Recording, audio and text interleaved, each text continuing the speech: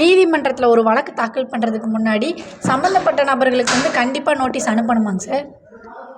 அதுப்பா கண்டிப்பாக நோட்டீஸ் அனுப்பணும் அப்படிங்கிறது கிடையாது.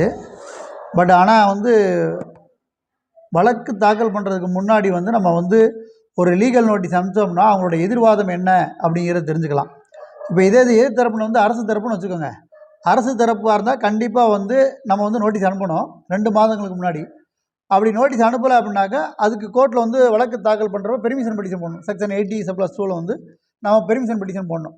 அந்த மாதிரி அரசு தரப்பினருக்கு வந்து நம்ம நோட்டீஸ் அனுப்பாமையோ அல்லது பெர்மிஷன் இல்லாமையோ வழக்கு தாக்கல் செய்ய முடியாது. எதிர் தரப்பினருக்கு வந்து நோட்டீஸ் கொடுக்கணுமா வேணாமா அப்படின்னா, இப்போ இதே இது வந்து செக் கேஸ்ன்னு வச்சுக்கோங்க. செக் கேஸ்னால் கண்டிப்பாக வந்து அந்த செக்கு பவுன்ஸ் ஆனதுலேருந்து 30 நாளைக்குள்ள நோட்டீஸ் அனுப்பணும். அந்த நோட்டீஸ் அவங்களுக்கு கிடைச்சதுலேருந்து அங்கிட்டு ஒரு 15 நாள் அவங்களுக்கு வந்து அந்த ரெக்கவரி ஆஃப் மணி அதுக்கு டைம் கொடுக்கணும். அதுக்கெல்லாம் கண்டிப்பாக வந்து நோட்டீஸ் அனுப்பணும் அப்படிங்கிறது வந்து சட்ட நிலைப்பாடு. இப்போ உரிமையல் வழக்குக்கு வந்து நம்ம நோட்டீஸ் அனுப்பணுமா வேண்டாமா அப்படின்னோம்னா, நோட்டீஸ் அனுப்பிச்சோம்னா ஒருவேளை சமரசமாக நம்ம பேசி முடிக்கிறது வாய்ப்பு இருக்கும். அல்லது அவங்களோட எதிர்வாதம் என்ன அப்படிங்கிறது தெரிஞ்சுக்கிறதும் வாய்ப்பு இருக்கும். இந்த நோட்டீஸ் அனுப்புறதுங்கிறது வந்து இன்றைக்கி நேற்று நம்மளுக்கு வந்ததில்லை. இப்போ இதே மாகாபாரதம் ராமாயணம் காலத்தை எடுத்துக்கோங்க. ராமாயணமாக இருந்தாலும் சரி மகாபாரதமாக இருந்தாலும் சரி எடுத்துமே போர் நடக்கலை. இப்போ மகாபாரதத்தில் வந்து கிருஷ்ணர் வந்து தூது போவார். அந்த கிருஷ்ணர் தூது போகிறது அப்படிங்கிறது வந்து ஒரு லீகல் நோட்டீஸ். நீங்கள் வந்து இது இடத்த அவங்களுக்கு கொடுக்கணும், பாண்டவர்களுக்கு கொடுக்கணும். அப்படி கொடுத்தீங்கன்னாக்கா பிரச்சனை முடிஞ்சு போச்சு, ஏற்கனவே பேசினபடி ஒத்துக்கங்க அப்படின்னு சொல்லி ஒரு கிருஷ்ணர் வந்து தூது போகிறார் பார்த்தீங்களா, அந்த தூது போகிறது தான் லீகல் நோட்டீஸ். அப்போ அந்த லீகல் நோட்டீஸ் வர்றது அவர் பேச்சுவார்த்தைக்கு வரல அப்படிங்கிற பின்னாடி தான் வழக்கு தாக்கல் நம்ம எப்படி தாக்கல் பண்ணுறோமோ அது மாதிரி அவங்க வந்து டைம் ஃபிக்ஸ் பண்ணுறாங்க. நாங்கள் வந்து போர் தொடுக்க போகிறோம். அந்த போர் தொடுக்கிறதுக்கு முன்னாடியே ஒரு வாய்ப்பு கொடுப்பாங்க. இப்போ எப்படி அட்ஜர்மெண்ட் கொடுக்குறாங்கல்ல, அது மாதிரி வாய்ப்பு கொடுக்குறாங்க.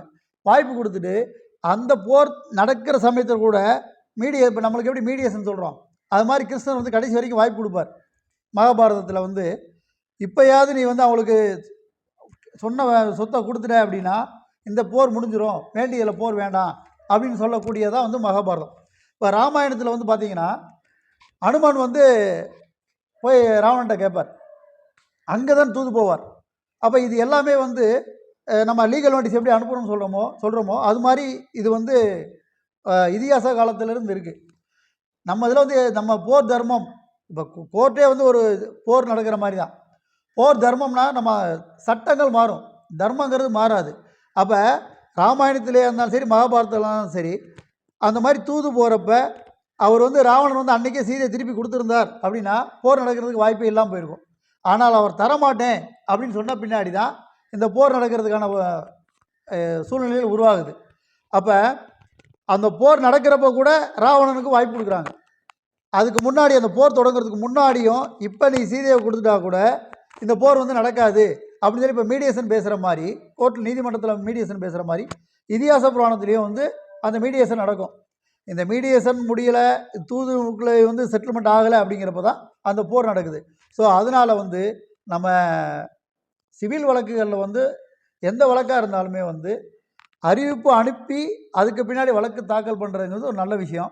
இதே புறநோட்டு கேஸில் பார்த்தீங்கன்னா கடைசி நாள் இன்றைக்கி முடிய போகுது, வாய்ப்பே இல்லை அப்படிங்கிறப்ப நம்ம உடனடியாக வழக்கு தாக்கல் பண்ணலாம்.